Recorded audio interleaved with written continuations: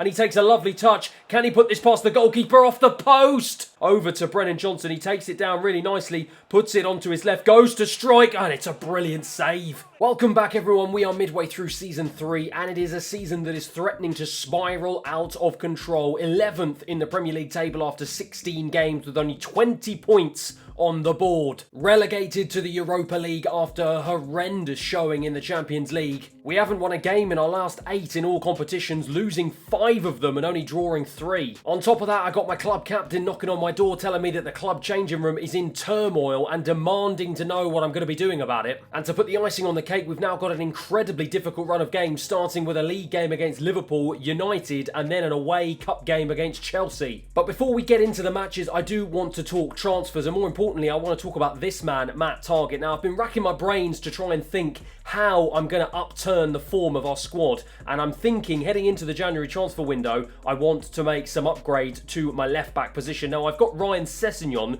who's age 24, rated 80, and is hopefully on the up. Having said that, I've got Matt Targett as the understudy. He's 78 rated and he's 29, so he's only really probably going to regress from here. If we take a quick look at his stats, to be fair, neither of them have been particularly good so far this season. Matt Targett with 10 Premier League appearances, only 1 assist. Ryan Sessegnon with 10 and only 1 goal, no assist. So whilst neither of them have been particularly good, that man, Matt Targett, has been knocking on my door questioning why he's not getting game time, and as I said, he's not getting any better. So what I'm going to do is, I'm sticking him on the transfer list, see if I can get a sell for him, and if I can, that is going to be the key position where I'm going to look to try and make some upgrades in this January transfer window. And whilst we wait to see whether or not we're going to get any incoming transfer bids for Matt Targett, it is off back to St James's Park for a massive game against league leaders Liverpool. And in spite of him being on the transfer list, I have had to start Matt Targett in place of a fatigued Ryan Sessegnon. You'll see there are a few changes to my usual starting 11. Luis Sinisterra, one of those, coming in for St Maximan, as well as Gusto coming in at right back ahead of Tino Livramento. And 17 minutes in, it's Liverpool who have got the first opportunity of the game, and it looks like it's Luis Diaz who's now one-on-one with the monster at the back so far for me this season. Tomori gets laid off to Darwin Nunez, back to Diaz now. Diaz strikes from distance, easy for Nick Pope. Just over 10 minutes later though, Liverpool have got another opportunity to try and counter-attack. It's Keita now, into Darwin Nunez. Keita gets it back, lays a lovely ball all the way out to the left-hand side to Luis Diaz. He's got the pace though. Can he get past Tomori? Tomori trying to block him off, but he goes back inside. Tomori can't get the challenge in. Mo Salah into Darwin Nunez. Where on earth are my defence? They're all over the shop. It's Luis Diaz again. Darwin Nunez, great defending from that man, Matt Targett. Nunez for Liverpool. Tomori trying to chase him down. Nunez, oh my word, it's off the bar. Can we get there first? No, Nunez can. Tomori, you have got to be getting there first. Darwin Nunez celebrates in front of my fans. He's just taking the mick now. Liverpool take the lead, 1-0. And 10 minutes later, it looks like they're about to strike again with Nunez. And again, he's one-on-one with Tomori. Tomori with a great challenge, though. 2 minutes remaining in this game. We have a great opportunity here. It's Pobega who's got it on the right-hand side. Oh, it's not the best touch. And he brings it inside. I'm going to go for a strike. And it's easy for the keeper again. The referee blows the whistle. It's another loss. It's our 9th game in a row that we are unable to get 3 points. 1-0 to Liverpool. In all fairness, they were the better team. They had the better chances and they made them count. Now, before we go any further, I have been reminded by my chief executive that man, Martin Dubravka, is out of contract in about 7 months' time. Now, whilst he is 35 years of age and he is in decline this season, having gone down to 75 overall rating, I'm not really in the market for a new goalkeeper. My number one, this man, Nick Pope, he's in the prime of his career and he's rated 85. And I don't really think I'm going to be able to get a goalkeeper that is any better than him. So I'm actually thinking, in the short term, I'm going to extend this man's contract at least for another year and then make a decision after that as to whether or not I want to try and bring in a new goalkeeper. And with that sorted, it is back to game day, and more precisely, it's over to Old Trafford for another massive game this episode, this time against Manchester United. And I am determined to try and make sure this doesn't turn into 10 games without a win this season. And with that in mind, and even though we've got a midweek cup game against Chelsea, I have gone pretty full strength. Livramento, Tomori, Botman, Ryan Sessegnon, Pobega, Bruno Guimaraes and Kone replaces Enzo Fernandez, Elise, Alexander Isak and also St. Maximin up front. Right, 10 minutes in and we've got the opportunity to try and counter-attack here. It's Kone who's going to pick this one up in central midfield. He's going to try and run forward here. What options has he got available? It's a good ball out wide to the left-hand side to St. Maximin. He's got Alexander Isak in the middle and Alexander Isak makes no mistake inside the 6-yard box. It's a fantastic piece of play between Kone, St. Maximin and Alexander Isak and he makes no mistake. Exactly the start we needed. 1-0. But fast forward to the 36th minute and Manchester United have got themselves a penalty and it's Bruno Fernandes who's going to step up here. Nick Pope to try and save. He went the right way. But what a unbelievable penalty that was. Fantastic from Bruno Fernandes and there was no saving that. 1-1 here. Pobega now with the corner just on the stroke of half-time. It's not the best corner and it's headed away by the Manchester United players, but it's Bruno Guimaraes with a thumping challenge. Pobega with a second bite of the cherry to get it in. Alexander Isak got his head to it, but it just wasn't enough. But United now, 55 minutes played, have got a wonderful opportunity here. It looks like the ball's going to fall to their striker, João Pedro, who's now one-on-one with Tomori. Can Tomori get there? He can put a challenge in, and he's too strong. But now fast forward to the 86th minute, and it is us who have an opportunity to try and drive forward. More importantly, it's Elise to feed it into Alexander Isak for the chance to score. Isak over to St. Maximin. It's absolutely lovely. And with just under 4 minutes remaining in this game, St. Maximin has put us 2-1 up. Oh my word, what an important goal that could be in the grand scheme of things this season. Oh, a couple of minutes later though, United now have a counter-attack and this is not what I wanted. I was desperate for the referee to just blow his whistle. It's João Pedro, does really nicely to get away from Tomori. Alanga now in the centre of the park. He lays a nice pass to Diaby. Oh, Tomori just couldn't get there. Diaby continuing his run into Bruno Fernandes now. He gives it to Sancho. Lovely one-touch play from United. João Pedro. Tomori's there. Thankfully, the referee blows the whistle and we get the 3 points. Finally, we have something to cheer about. A hard-fought 2-1 win at Old Trafford. My word, it feels good to say that. 3 points on the board.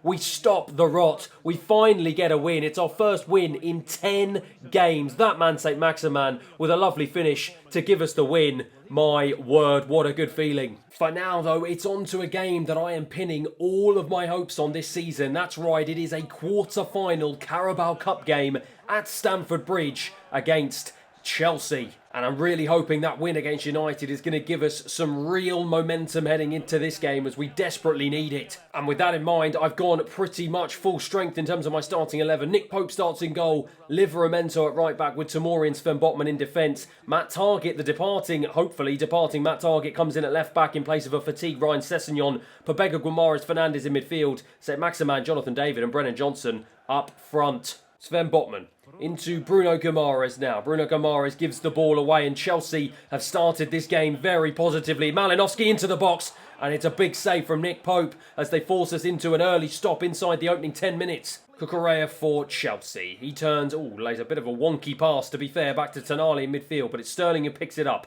Gives it to Cucurella again on the right hand side. Livramento, the former Chelsea man, trying to chase him down and he does a really good job, but Cucurella manages to keep hold of the ball. Got to try and stop the ball from coming in. Livramento with fantastic defending to try and get away, and he does get away really nicely and lays a nice pass into Bruno Guimaraes now. Bruno Guimaraes goes right over the top into the path of St. Maximin. What a ball. St. Maximin manages to stay on side. I've got to shift it onto my right. Go for the shot straight at the goalkeeper. Gvardiol now.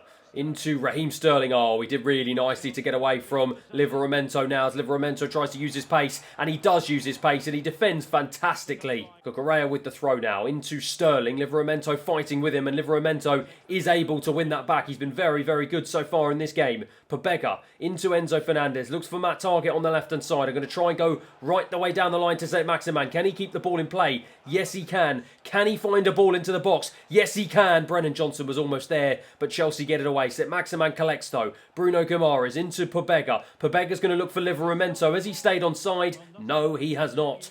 Tonali for Chelsea, into the path of the striker and Nkunku. He now tries to drive forward, gives it to Raheem Sterling, who's been busy, but he's blocked yet again by Livramento. And Livramento lays a lovely ball to Brennan Johnson. That man is definitely got a point to prove. Brennan Johnson across the box, nice ball in, and Chelsea defend it so well, but we are putting the pressure on. Saint-Maximin into Pobega, shifts it onto his left, goes to strike, another big save from Kepa. Pobega with a corner here. It goes to the edge of the 6-yard box and it's a big save again from the goalkeeper. Pobega now with another corner, and again it's a bit of short one. It's into the box and it's Sven Botman of all people who get the final touch, and he sticks it in the back of the net. It was a nice little flick from Brennan Johnson right into his path, and I tried to hit it first time. I thought he was going to take too long with it, but he was able to take a touch and he just slotted it into the back of the net. He couldn't miss from such close range, and it's a brilliant way to give us a 1-0 lead here just before the stroke of half-time. It's Nkunku now to try and drive past Tamori. He does really well, also does well to get past Sven Botman and forces Nick Pope into a pretty tricky stop in the end. Tonali with the short corner into Sterling. They've worked this very well, but it's a ball into the box that Bruno Guimaraes gets clear. Enzo Fernandez also gets that one clear. Can he get onto the rebound? No, he can't. Sterling. Well, how did Sterling get there first? I don't know where on earth he was. It's a lovely ball into the box, and it's Zaniolo who puts it in the back of the net for Chelsea. We fell asleep. I fell asleep. I was paying too much attention to Raheem Sterling and not enough attention to that man. What a fantastic finish. A lovely ball into the box. Chelsea worked it fantastically well, and it gave Nick Pope absolutely no chance. They get the equaliser, and frustratingly, it's 1-1. Enzo Fernandez now goes out wide to Saint-Maximin. Takes a touch. Oh, he's absolutely taken out there by Zaniolo, but it's Ben Botman who picks it up again. Bruno Guimaraes. Will the referee take that back later? He might do. Lovely pass all the way out to Brennan Johnson. Whip this in first time, and he just can't get on the end of that one. Bruno Guimaraes reads it well, though. Tamori now. Out wide to Saint-Maximin. Can he get there first? Yes, he can. Just about keeps it in play. It's another opportunity to cross the ball in. It's a better cross. Brennan Johnson can't get onto it. Bruno Guimaraes can, though. This is a good, sustained period of pressure from us, and this is a great response to conceding until we give the ball away. And Chelsea now can try and counter-attack. It's the goal scorer, Zaniolo, who picks it up into Tonali. Whips a lovely ball out wide to Raheem Sterling. He's been so dangerous for Chelsea so far in this game. Sterling, Livramento tries to hold him up, and it's straight at Nick Pope. My word, this is end-to-end here. Saint-Maximin into Enzo Fernandez. I'm going to try and find Brennan Johnson on the right-hand side. What a ball over to Brennan Johnson. He takes it down really nicely, puts it onto his left, goes to strike, and it's a brilliant save. Zaniolo now to pick it up. Oh, it's a brilliant pass from Sterling into the path of Zaniolo. Matt Targett comes across to try and make the block. Zaniolo still has it though. Matt Targett can't get the challenge in. It's Tonali now for Chelsea. Malinovsky on the left-hand side whips a good ball in. The former Chelsea man Tamori gets it clear into another former Chelsea man in Livramento. He ends up giving the ball away though. It's Malinovsky now with 10 minutes remaining. This game, my word, it has picked up. Lovely stuff from Malinovsky to get away from Pobega. Into Havertz now. Into Zaniolo. He's got it back. He puts it into the back of the net, and we've completely fallen apart here. Chelsea with some fantastic build-up play yet again, and it is that man Zaniolo with another fantastic finish, giving Nick Pope absolutely no chance.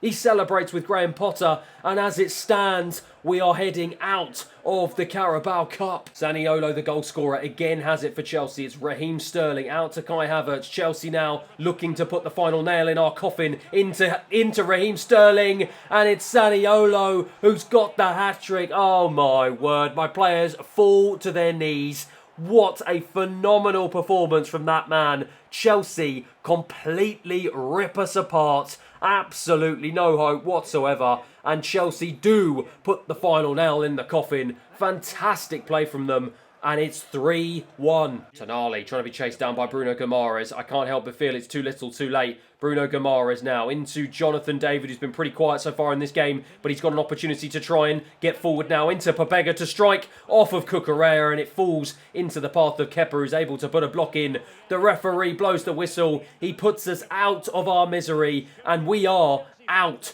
of the Carabao Cup. That man, Nicolo Zaniolo, picks up the match ball after a phenomenal display. But as for us, our season of frustration continues. I was putting all my eggs in this Carabao Cup basket as I thought for sure this was going to be the opportunity for silverware this season, but it was not meant to be. Full time, Chelsea 3, Newcastle 1. And things just seem to be going from bad to worse as I've now got my captain Guimaraes coming to me for the second time this episode, wanting to know what is going on, telling me again that the dressing room are unhappy and that apparently I don't seem bothered at all. Well look, it may look like that way to you, son, but I can assure you it is not the case. The frustrations continue though. It's another sim game and it's another 2 points dropped. Enzo Fernandez goal in the 55th minute, not enough. 1-1 against Aston Villa. But finally, some good fortune comes our way. 3-1 victors against Southampton away. Alexander Isak, Bruno Guimaraes and Elise getting on the score sheet, and it is some much welcomed relief in the Premier League. More importantly though, the January transfer window is now open, and after some tough negotiation from the manager of Leeds United Football Club,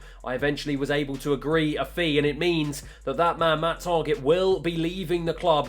14.1 million in the end to Leeds United, and it means we do have a free space at left back to now try and make some upgrades. And after taking a short trip overseas across to Spain, more specifically to Barcelona, to negotiate with that man Xavi, I have been able to identify a new key signing for us, and in spite of some very odd FIFA logic where he was very happy to take pretty much almost half of what he's currently on in terms of his salary, I have been able to secure the services of that man, a crucial signing in Nuno Mendes. £75.7 million for the former PSG and Barcelona man, and at age 22 and rated 85, he will slot in as my first choice left back and provide Ryan Sessegnon with some stiff competition moving forward in this career mode. High attacking work rate, 4-star weak foot, and some fantastic physical, mental and technical stats as well. He may well be up there, along with maybe Tomori and Brennan Johnson, as one of my best signings on this career mode so far. And after throwing him straight in at the deep end against Everton in the Premier League, not only does he help us secure 3 points, but he also helps us secure a clean sheet.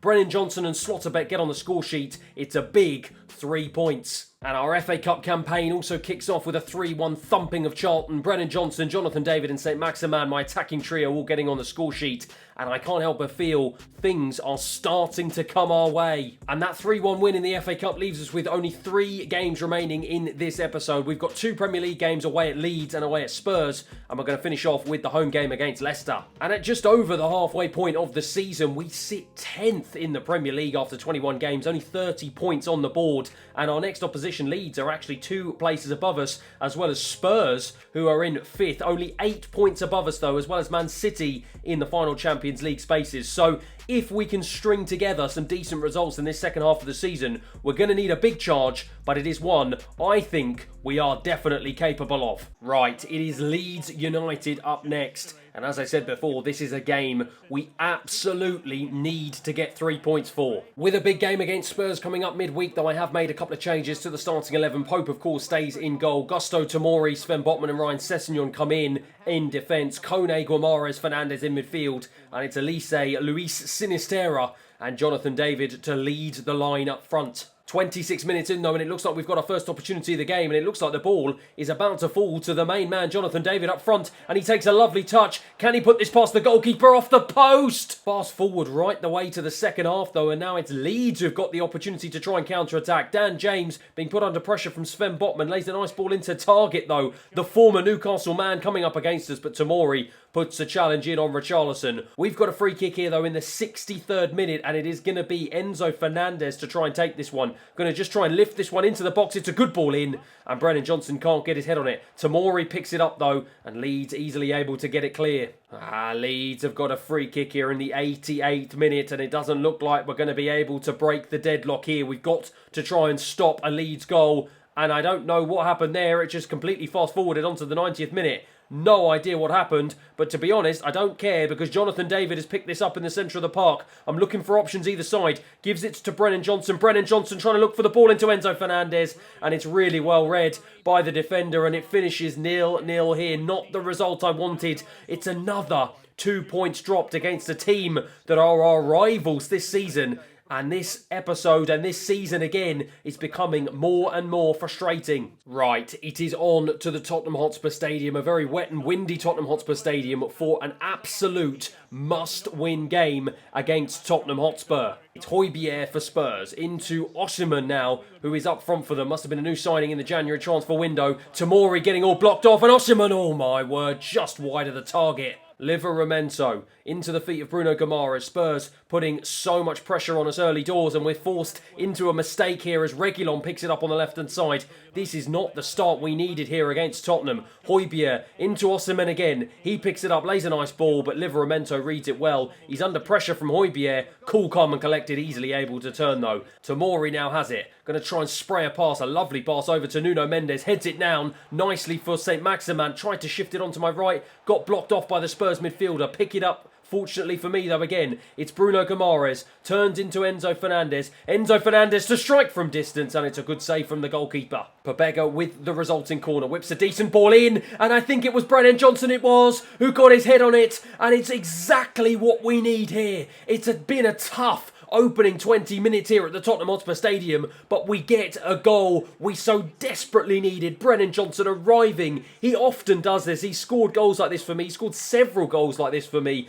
across this career mode, and he pops up right again just when I need him to. It's a fantastic header. Lifted it past the goalkeeper and gives us a much needed 1-0 lead here. Osimhen now, who's got the ball. He goes past Sven Botman like he's not even there. It's Nuno Mendes who came across to cover, and it was good covering. It's off to Mori. Oh my word, it's into the path of Son, and he absolutely lashes it past Nick Pope. He gives him no chance, and within a blink of an eye, Spurs are back in this game. It was some dodgy defending from us. Osimhen 1-2 there with, I think it was Hotspur, and Son made absolutely no mistake. Walloped it into the back of the net, and it's so frustrating. It's an equaliser for Spurs. Hotspur for Spurs now into Kakare. He now drives forward, gives it to Asensio, who's got Jed Spence on the right-hand side. Lays a nice ball down the line into Osimhen. Spurs really responding well to going 1-0 down here into the path of Hotspur. Hotspur into the box. No one putting a challenge in, and he's able just to dance around my defence. Unfortunately enough for me, he ends up putting it wide.